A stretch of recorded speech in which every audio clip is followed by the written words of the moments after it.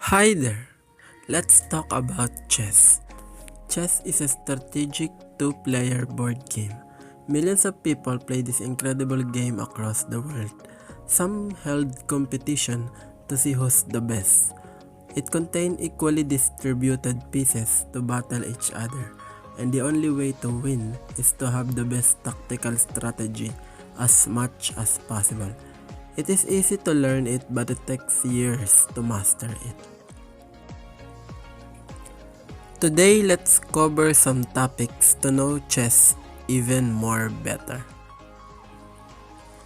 The history of chess. The game of chess was around for over 1,500 years ago. Although it's uncertain, it is believed to be originated in India until it crawled its way into the West for over 200 years. The earliest game of chess was recorded in Persian Empire in 10th century, and in the 12th century, the pieces began to shape into modern pieces. In year 1280, the Spanish changed the rules so that the pawn can move two spaces, and in the late 15th century, the moves for the queen and bishop were changed, giving them much more freedom and power.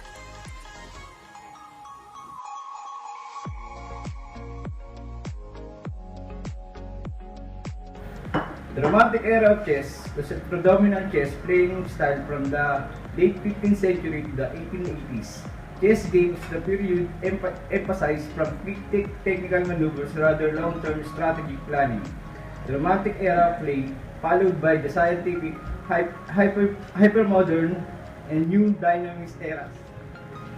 Chess remained a highly popular pastime among the general popular. A 2012 survey found that chess players now make up one of the largest communities in the world.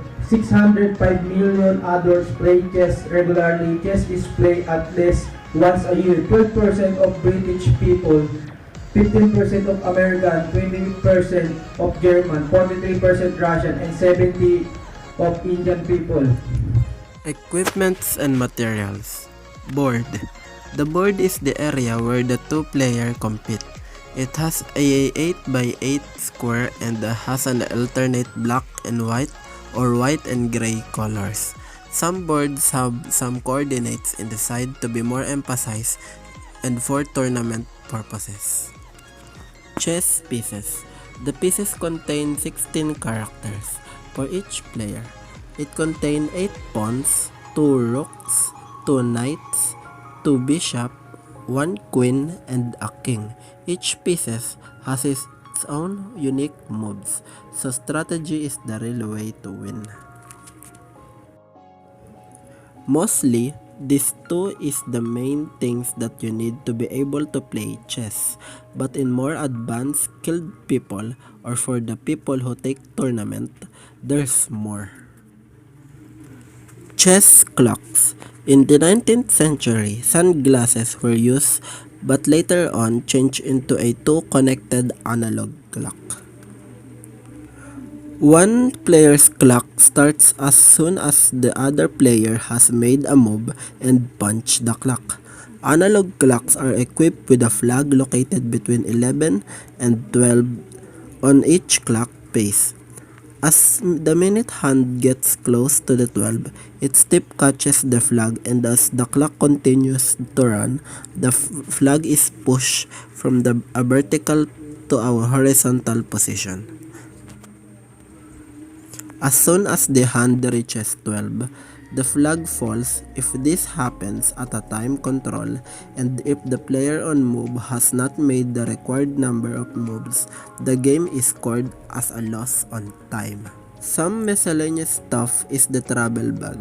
Travel bags to carry the board pieces, clock, and supplies are necessity for the tournament.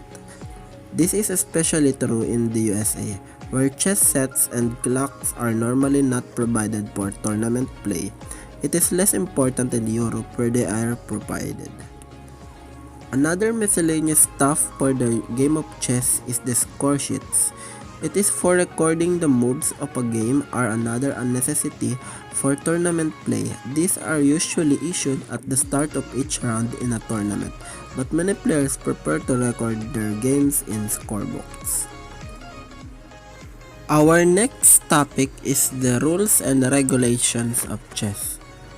The first thing that we need to talk about is how to set up the chessboard. At the beginning of the game, the chessboard is laid out so that each player has the white color square in the bottom right hand side. The chess pieces are then arranged the same way each time. The second row is filled with pawns. The rooks go in the corners, then the knights next to them, followed by the bishops, and finally the queen, who always goes on her own matching color, and the king on the remaining square. Next thing is how the chess pieces move. Let's start up with the king. The king is the most important piece but is one of the weakest. The king can only move one square in any direction, up, down, to the sides, and diagonally. The king may never move himself into check where he could be captured. When the king is attacked by another piece, this is called check. Next up is the queen. The queen is the most powerful piece. She can move in any one straight direction, forward, backward, sideways, or diagonally, as far as possible as long as she does not move through any of her own pieces. She like with all pieces, if the queen captures an opponent piece, her move is over. Bishop.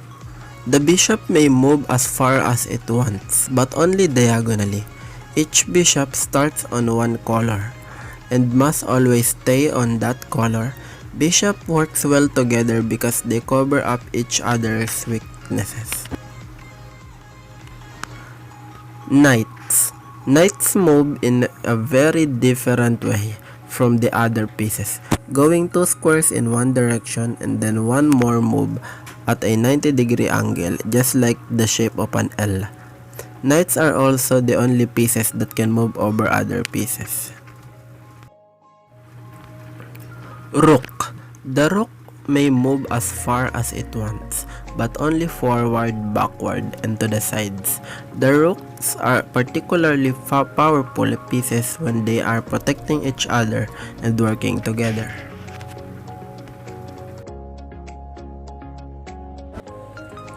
Pawn.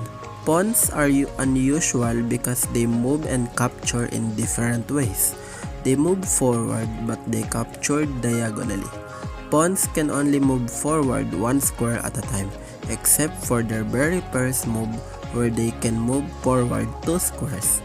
Pawns can only capture one square diagonally in front of them. They can never move or capture backwards. If there is another piece directly in front of a pawn, he cannot move past or capture that piece. Special rules of chess. Number 1 is promote a pawn in chess. Pawns have another special ability, and that is that if a pawn reaches the other side of the board, it can become any other piece chess. A pawn may be promoted to any piece. A common misconception that is that pawns may only be exchanged for a piece that has been captured. That is not true. A pawn is usually promoted to a queen. Only pawns may be promoted. En passant. The last rule about pawns is called en passant, which is in French in passing. If a pawn moves out 2 squares on its first move and by doing so lands to the side of an opponent pawn, that other pawn has the option of capturing the first pawn as it passes by. This special move must be done immediately after the first pawn has moved. Otherwise, the option to capture it is no longer available. How to castle in chess. One other special chess rule is called castling. This move allows you to do 2 important things all in one move. Get your king to safety and get your rook out of the corner and it into the game. There are 4 rules regarding to this to make this move. Number 1, it must be the king's very first move. Number 2, it must be the rook's very first move. Number 3, there cannot be any pieces between the king and the rook to move. 4, the king may not be in check or pass through check.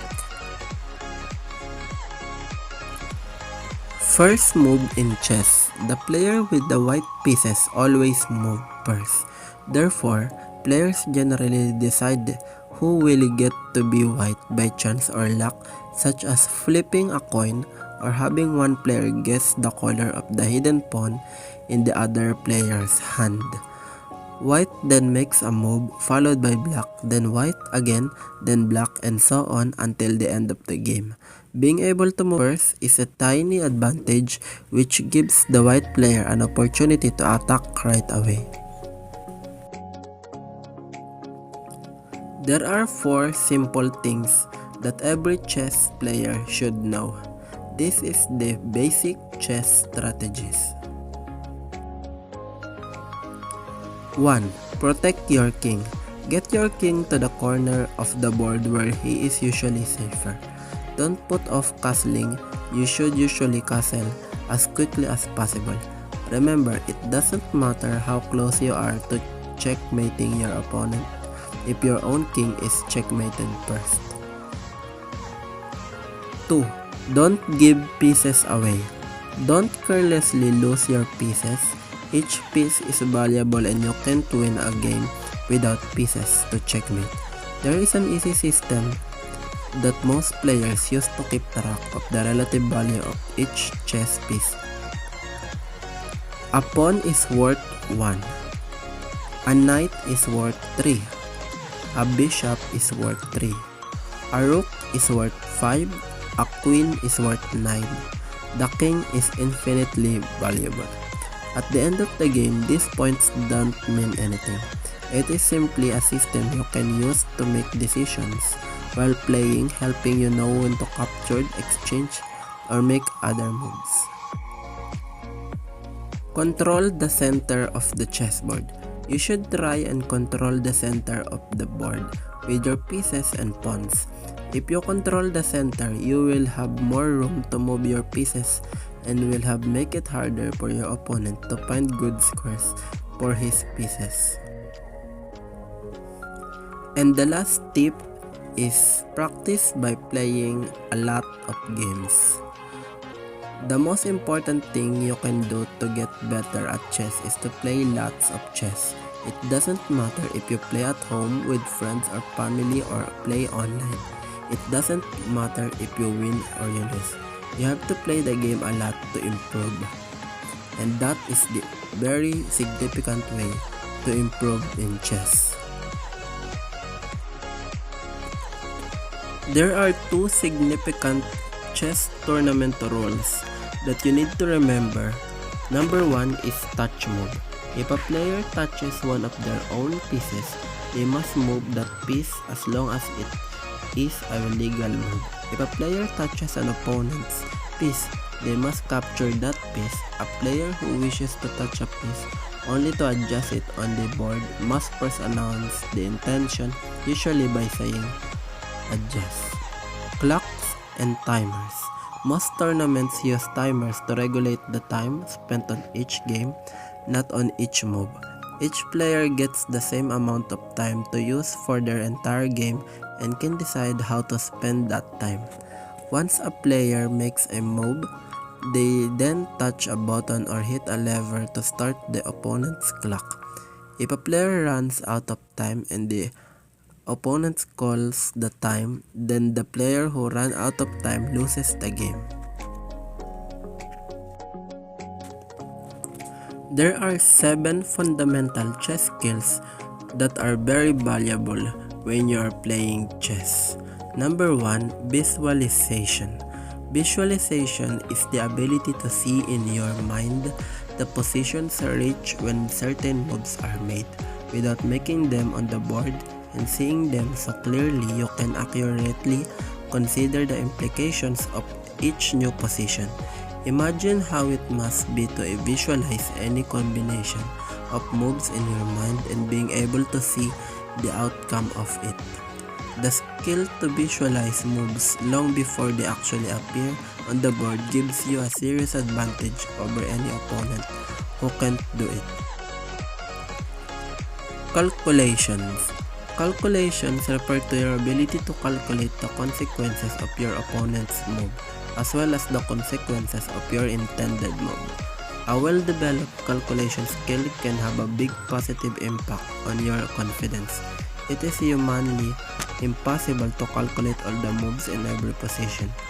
You will quickly become fatigued and start making blunders due to oversights. This means you need an effective and efficient method to help you calculate the right move. Tactics. A chess tactic is a move whereby you achieve an objective, such as objectives mostly refer to winning materials or giving checkmate, but can also refer to strategic objectives using a tactic to secure a good score for your piece. Many players train tactics by simply trying to solve hundreds of chess tactics puzzles. This is not the best way to improve your chess tactics skill.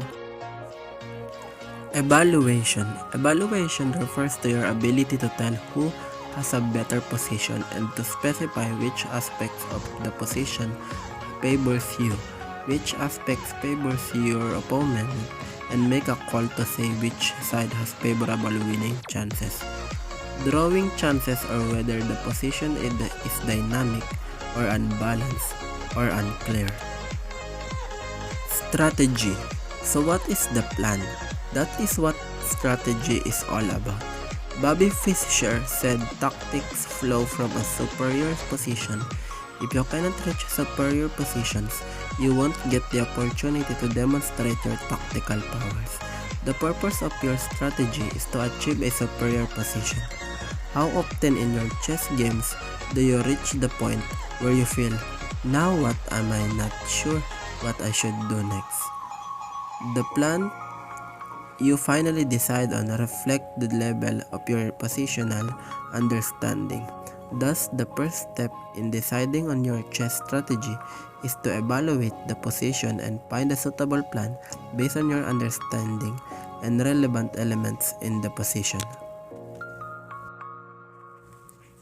Openings.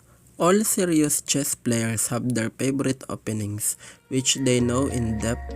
That said, you have probably heard many times that beginner or amateur players shouldn't spend much time memorizing opening variations, and that you should just apply the opening principles.